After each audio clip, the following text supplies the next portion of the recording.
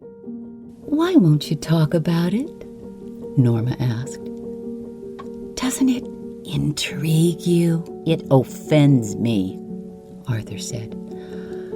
"I know, but doesn't it intrigue you, too? You think it's a practical joke?" "If it is, it's a sick one."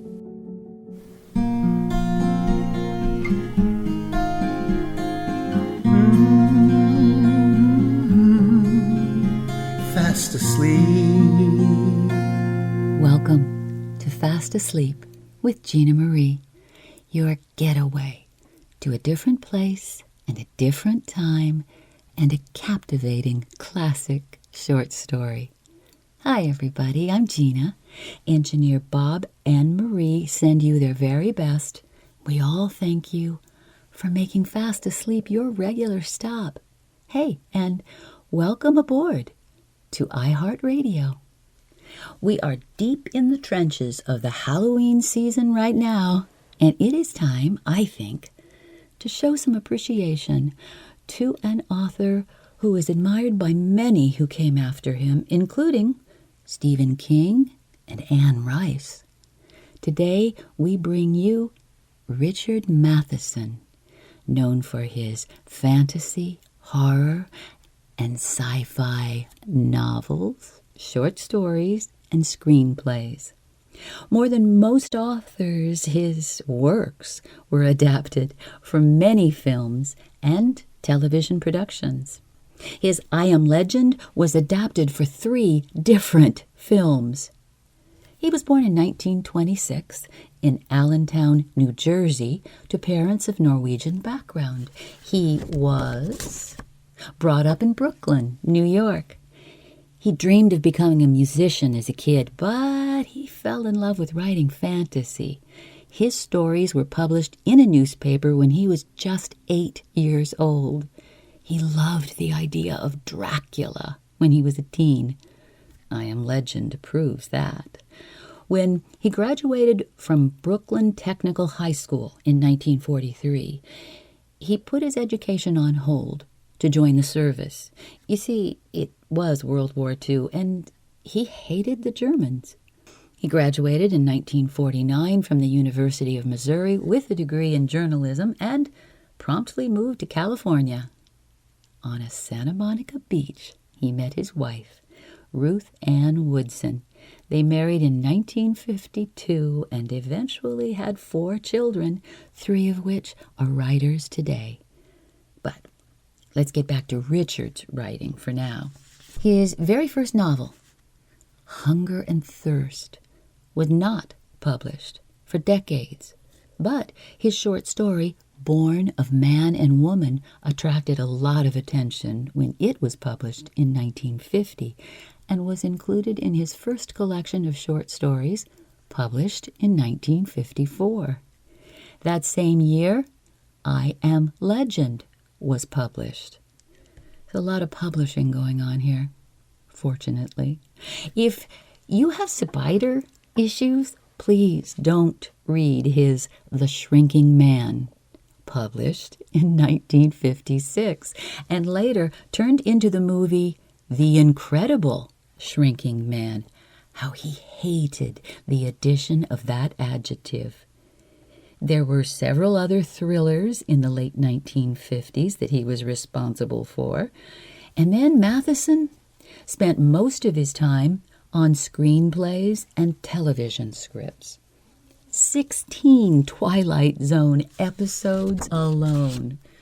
Oh, you gotta remember William Shatner's plane ride and that famous line, "There is something on the wing." Next came his work with Roger Corman as he wrote for Boris Karloff, Peter Lorre, Vincent Price, and a young Jack Nicholson. And then there was the time Richard was tailgated by a large, very large truck, giving him the inspiration for Duel, directed by a young Steven Spielberg. Well, the list goes on, right through to 2011, as he wrote for Robin Williams, Roddy McDowall, Christopher Reeve, and Will Smith, among many other stars. Richard Matheson received the World Fantasy Award for Lifetime Achievement, the Bram Stoker Award for Lifetime Achievement, and was inducted into the Science Fiction Hall of Fame in 2010. There were other awards, but I promise I'll stop with that. Definitely a well-lived life. He died at his home in Calabasas, California in 2013. He was 87. Now, you know this story you're about to hear, and it's a good one. But also, please know, Matheson wrote the OG. Published in 1970. Tuck in, everybody, for Richard Matheson's Button, Button.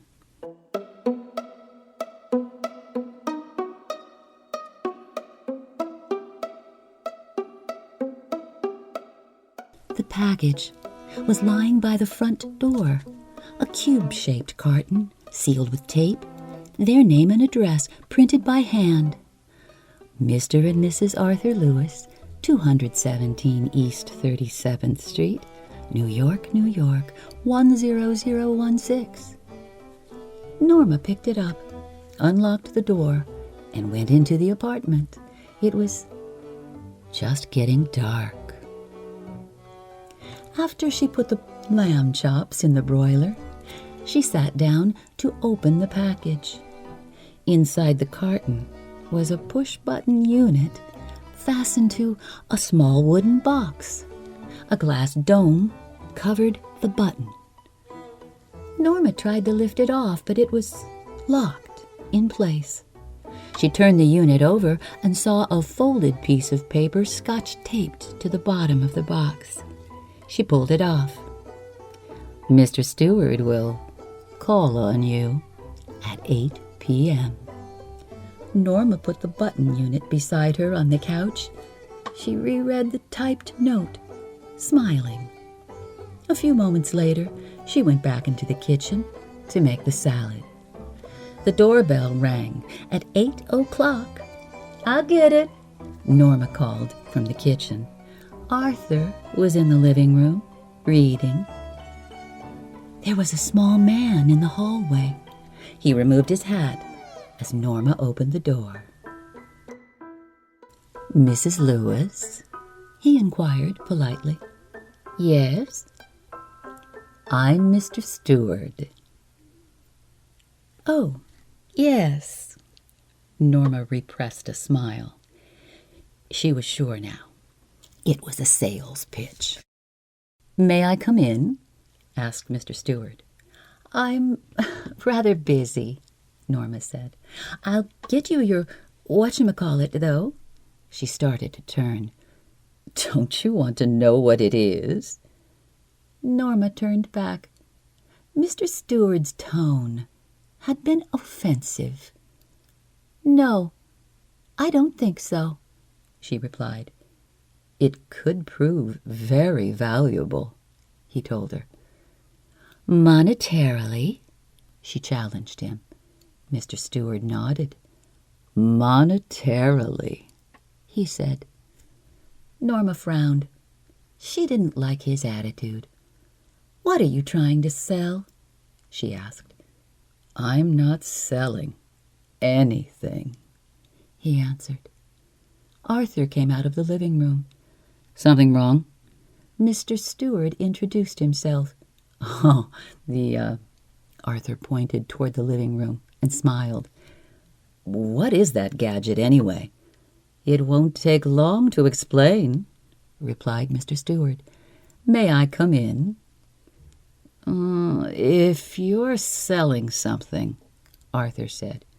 Mr. Stewart shook his head. "I'm not." Arthur looked at Norma. "Up to you," she said. He hesitated. "Well, why not?" he said.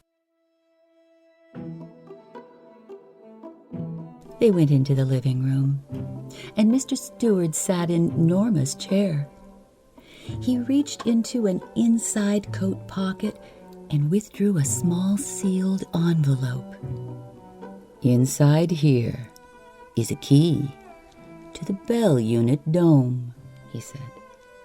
He set the envelope on the chair-side table. "The bell is connected to our office." "What's it for?" asked Arthur.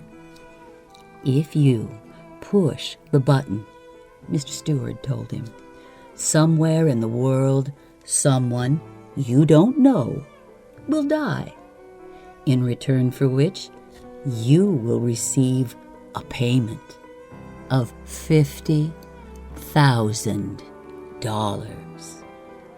Norma stared at the small man. He was smiling. "What are you talking about?" Arthur asked him. Mr. Stewart looked surprised. "But I've just explained," he said. "Is this a practical joke?" asked Arthur. "Oh, not at all. The offer is completely genuine." "You aren't making sense," Arthur said. "You expect us to believe—" "Whom do you represent?" demanded Norma. Mr. Stewart looked embarrassed. "Oh, I'm afraid I'm not at liberty to tell you that," he said. "However, I assure you, the organization is of international scope." "I think you'd better leave," Arthur said, standing. Mr. Stewart rose. "Of course." "And take your button unit with you?" "Oh, are you sure you wouldn't care to think about it for a day or so?" Arthur picked up the button unit and the envelope and thrust them into Mr. Stewart's hands. He walked into the hall and pulled open the door. "I'll leave my card," said Mr. Stewart.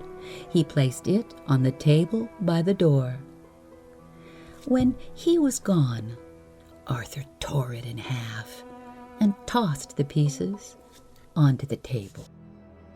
Norma was still sitting on the sofa. "What do you think it was?" she asked. "I don't care to know," he answered. She tried to smile, but couldn't. "Aren't you curious at all?" "No." He shook his head. After Arthur returned to his book, Norma went to the kitchen and finished washing the dishes. "Why won't you talk about it?" Norma asked. Arthur's eyes shifted as he brushed his teeth. He looked at his reflection in the bathroom mirror. "Doesn't it intrigue you?" "It offends me," Arthur said. "I know, but—" Norma rolled another curler in her hair. "Doesn't it intrigue you, too?" "You think it's a practical joke?" she asked as they went into the bedroom. "If it is, it's a sick one." Norma sat on her bed and took off her slippers. "Maybe it's some kind of a psychological research." Arthur shrugged. "Could be. Maybe some eccentric millionaire is doing it." "Maybe." "Wouldn't you like to know?" Arthur shook his head. "Why?" "Because it's immoral," he told her. Norma slid beneath the covers. "Well, I think it's intriguing," she said. Arthur turned off the lamp and leaned over to kiss her. "Good night," he said.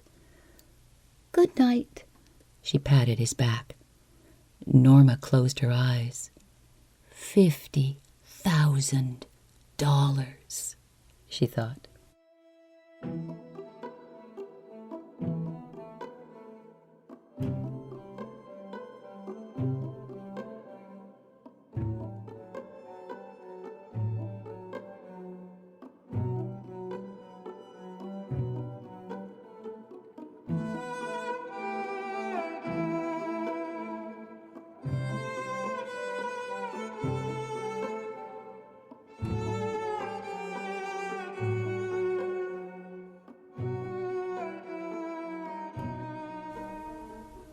Stay with me. I'll be right back.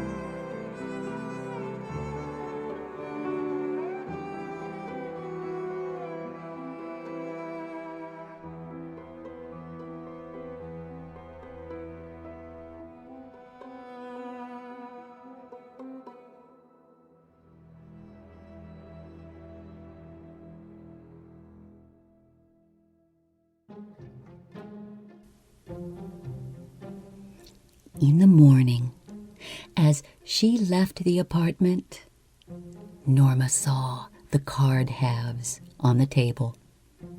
Impulsively, she dropped them into her purse. She locked the front door and joined Arthur in the elevator. While she was on her coffee break, she took the card halves from her purse and held the torn edges together. Only Mr. Steward's name and telephone number were printed on the card. After lunch, she took the card halves from her purse again and scotch-taped the edges together. Why am I doing this? She thought. Just before 5, she dialed the number. "Good afternoon," said Mr. Steward's voice. Norma almost hung up, but restrained herself. She cleared her throat. "This is Mrs. Lewis," she said. "Yes, Mrs. Lewis." Mr. Steward sounded pleased. "I'm curious." "That's natural," Mr. Steward said. "Not that I believe a word of what you told us." "Oh, it's quite authentic," Mr. Steward answered. "Well, whatever," Norma swallowed. "When you said someone in the world would die, what did you mean?" "Exactly that," he answered. "It could be anyone.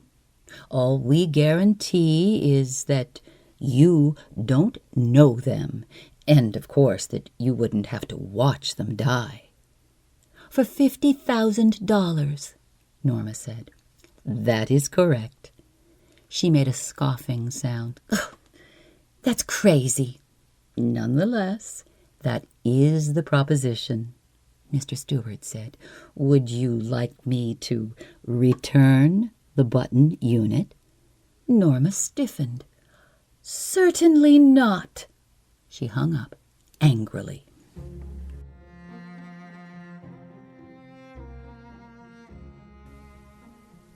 The package was lying by the front door. Norma saw it as she left the elevator. "Well, of all the nerve," she thought. She glared at the carton as she unlocked the door. "I just won't take it in," she thought. She went inside and started dinner. Later, she went into the front hall. Opening the door, she picked up the package and carried it into the kitchen, leaving it on the table. She sat in the living room, looking out the window. After a while, she went back into the kitchen to turn the cutlets in the broiler. She put the package in a bottom cabinet. Well, She'd throw it out in the morning. Maybe some eccentric millionaire is playing games with people, she said. Arthur looked up from his dinner. I don't understand you. What does that mean? Let it go, he told her. Norma ate in silence. Suddenly, she put her fork down. Suppose it's a genuine offer, she said. Arthur stared at her. Suppose it is a genuine offer. All right, suppose it is. He looked incredulous. What would you like to do? Get the button back and push it? Murder someone? Norma looked disgusted. Murder. How would you define it? Oh, if you don't even know the person, Norma said. Arthur looked astounded. Are you saying what I think you are? Oh, if it's some old peasant 10,000 miles away, some diseased native somewhere. Oh, how about a baby boy in Pennsylvania? Arthur countered. Some beautiful little girl on the next block. Oh, now you're loading things. The point is, Norma, he continued, what's the difference whom you kill? It's still murder. The point is, Norma broke in, if it's someone you have never seen before in your life and never will see, someone whose death you don't even have to know about, you still wouldn't push the button? Arthur stared at her, appalled. You mean you would? $50,000, Arthur. What has the amount $50,000, Arthur? Norma interrupted. A chance to take that trip to Europe we've always talked about? Norma, no. A chance to buy that cottage on the island? Norma, no. His face was white. She shuddered. All right. Take it easy, she said. Why are you getting so upset? It's only talk. After dinner, Arthur went into the living room. Before he left the table, he said, I'd rather not discuss it anymore, if you don't mind. Norma shrugged. Fine with me. She got up earlier than usual to make pancakes, eggs, and bacon for Arthur's breakfast. What's the occasion? He asked, with a smile. No occasion. Norma looked offended. I wanted to do it, that's all. Good, he said. I'm glad you did. She refilled his cup. Wanted to show you. I'm not... She shrugged. Not what? Selfish. Did I say you were? Well, she gestured vaguely. Last night, Arthur didn't speak. All that talk about the button, Norma said. I think you, misunderstood me. In what way? His voice was guarded. I think you felt, she gestured again, that I was only thinking of myself. Oh. I wasn't? Norma. Well, I wasn't. When I talked about Europe, a cottage on the island... Norma, why are we getting so involved in this? I'm not involved at all. She drew in a shaking breath. I'm simply trying to indicate that... What? That I'd like for us to go to Europe. Like for us to have a cottage on the island. Like for us to have a nicer apartment, nicer furniture, nicer clothes, a car. like for us to finally have a baby, for that matter. Norma, we will, he said. When? He stared at her in dismay. Norma, when? Are you? He seemed to draw back slightly.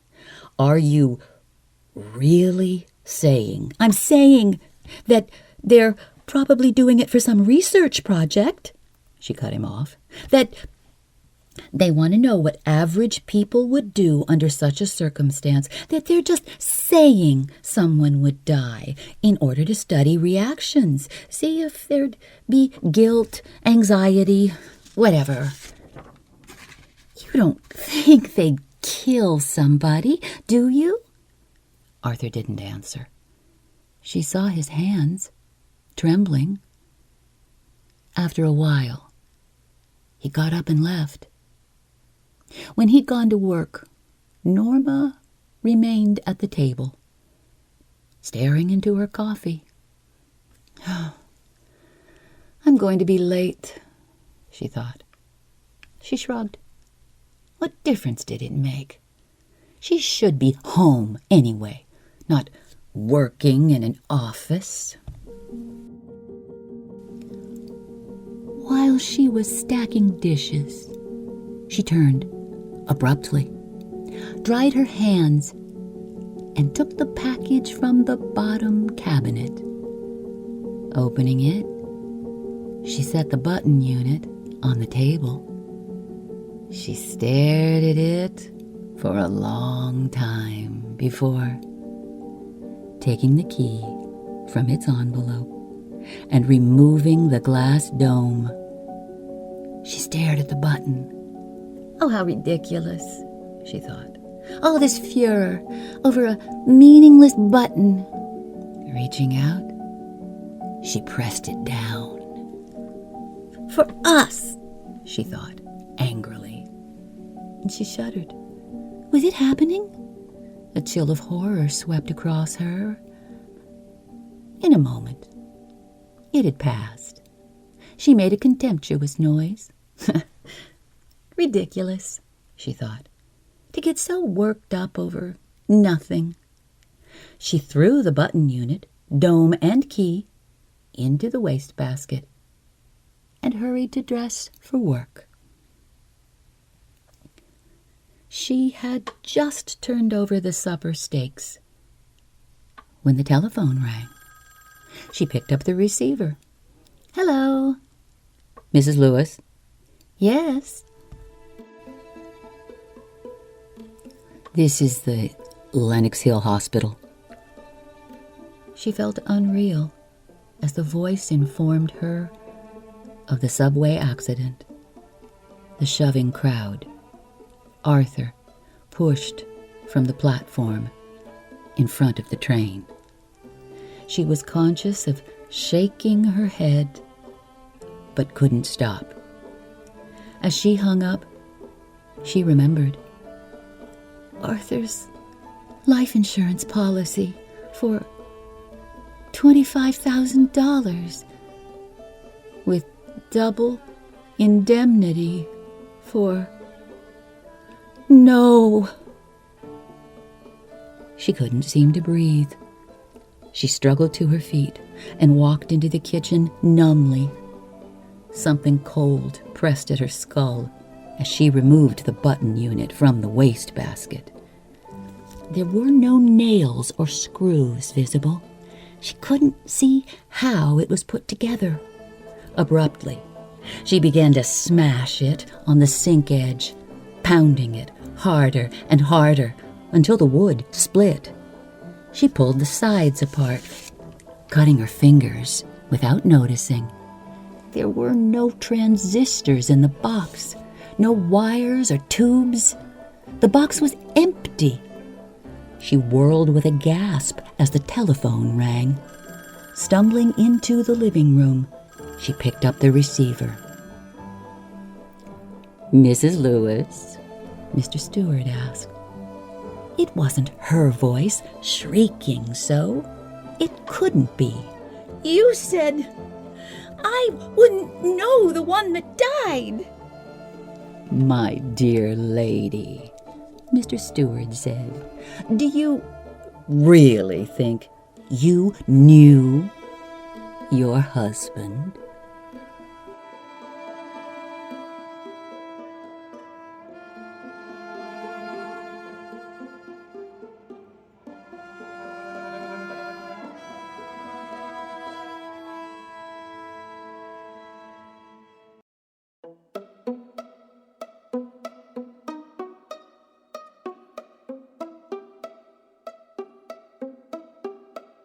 Introduction information for this episode is from journalist Christopher Hawtrey for The Guardian, and other sources in our show notes.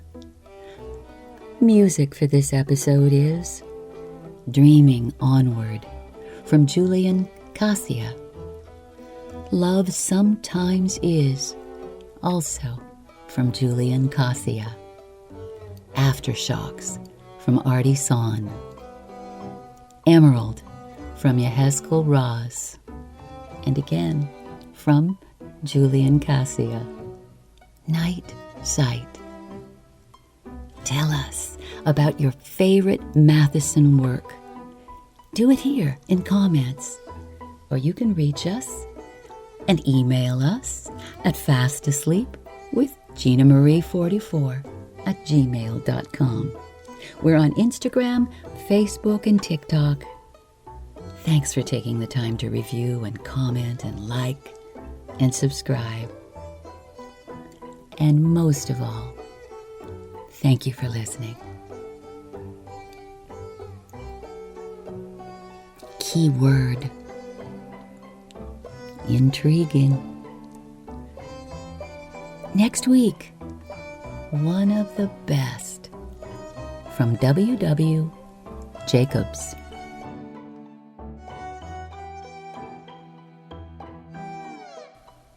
Good night.